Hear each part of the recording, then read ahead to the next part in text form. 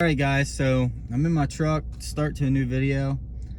This weekend's video is going to be a little different because with the hurricane going on this weekend, you know, Hurricane Ian, all that stuff going on, we got rain this weekend. So we're not really going to be able to plant anything today or work any ground. We got some feed to grind, do a little bit with the animals. But other than that, that's really all we got. We're going to pick up that farm truck. Now I got to continue on because I had to get stuff from the bank. So we're going to go get that farm truck tomorrow morning.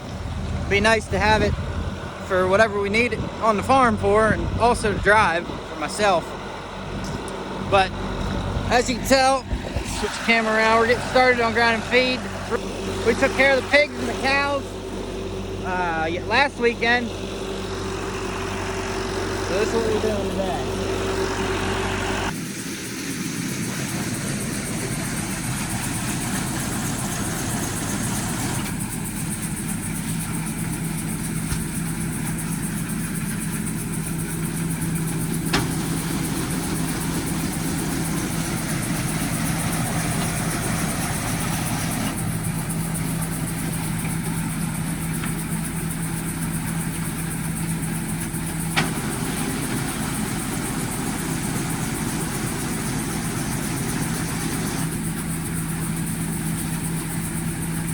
And all it is to this grinder is there's just two screens. Now we got a couple screens that came with this grinder. The other ones, we're not sure what they're used for. But this one's for hog feed, that one's for calf feed. As you can tell by the holes, this one's a little bit bigger. And that one's a lot smaller. All you do is shut the lid, keeps it tight, run that latch, and you're done. I just wanted to get a short clip there of how we bag our feed. It's pretty simple. All we do is bag it in feed bags, back right up to the barn. Everything that we use to grind feed is in the barn. There's granary in there, and there's granary in here. That's oats, and then there's barley, wheat, and there's one other in there that I can't think of right now. But it's raining right now, so we kind of got to get this done, bang this out so that the grinder don't get too wet. So you don't want water in your feed. This tractor is only 80 horsepower, and it's enough to run this grinder. But with that pig screen, it's so fine, it's so hard to grind up the oats and the corn and everything that's going into that bin.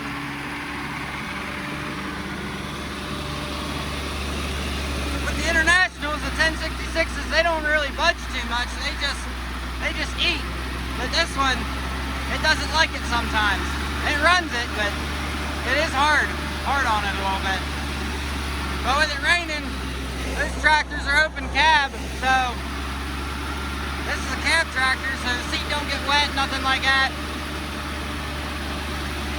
It gets the job done, but it burns fuel when it runs it. And I'm pretty sure that I already explained all this to you guys in a couple other videos. But I'm doing my best to get a video out for you this week. I try to post one every week so that you guys have content to watch. I know this might be the same thing, but every time you grind feed, it's always different. You never know what's going to happen. But the main reason this video is going to get that farm truck tomorrow. So I'm excited about that. So I got some good news. So this is going to be a more interesting video than I thought. So we got the feed grinding going on right now, as I already mentioned. And that's not just going to be it, and the farm truck's not just going to be it. We're going to look at a narrow row corn picker today. I just found that out. Yep. So, for those of you that don't know, we have a wide row corn picker, but we have a narrow row corn planter. So, as most of you can figure out, that's a problem. Because we can't pick our narrow row corn with a wide row picker. Yep. In a sense you can, but you would probably only be able to do one row. Yeah. And that's, you know, we'd like to have a 2 row. Just, it gets it done a little quicker and it's a lot more convenient. So this one's for sale. Up about, I don't know, 30 minutes from our farm. So after we get done with all this feed, we're gonna go look at that picker. Right now we're putting this old feed. So this feed's like a week and a half old, 2 weeks old, maybe at the most. And we're filling these buckets with this old feed before we put that new feed in, that new fresh feed. We don't want to be feeding new feed and then old feed sitting there molding or rotting or whatever it would possibly do underneath the new feed. So we got all these buckets we're filling up to try and minimize how much old feed is in the bottom of this bin. These stickers on this thing are $80 a piece. We got a whole bunch of them at home. Do you? Yeah. They're $80 brand new a piece. That's ridiculous. We put 10 on them a couple years ago. Got here and it's raining. It's sitting outside. I believe it sits inside most of the time. This is all bent up. Probably bent back. He's only asking $2,500 for it, but You can find them like those. Yeah, whenever you use them much. We got a buddy that, he bought a Narrow a couple years ago. Yeah, I mean, they got out of Ohio. Alright guys, so this video did not go as planned. And when I say not go as planned, I was supposed to pick up my new farm truck, new to me farm truck, this morning. And that didn't happen for the sole purpose that I think this goes for in any state, but in Pennsylvania anyway, you have to get the title transferred out of your name, the vehicle title transferred out of, say I'm selling a vehicle, I got to get it transferred out of my name into the buyer's name. Or you can get it notarized and then they can take it to their notary service. Like if you would want to sell a vehicle and you didn't want to go to the notary and transfer the title with each other right there and then, you could get it notarized and then you don't have to be there. So you would sign what you need to sign on the paper at the notary, and then the buyer can take that and take it to another notary and finish that work whenever they have the time or whatever. And that's what was supposed to happen with me. The guy that I'm buying the truck off of, so he is selling it for another guy that is a friend of his or a family member, something like that. And he needed to get the title notarized so that he could give it to the guy that was selling it and that was talking with me, so that I could come and get the truck, take the title from him, and then take it to my notary service in my hometown that I like to go to, and finish the rest of the paperwork there.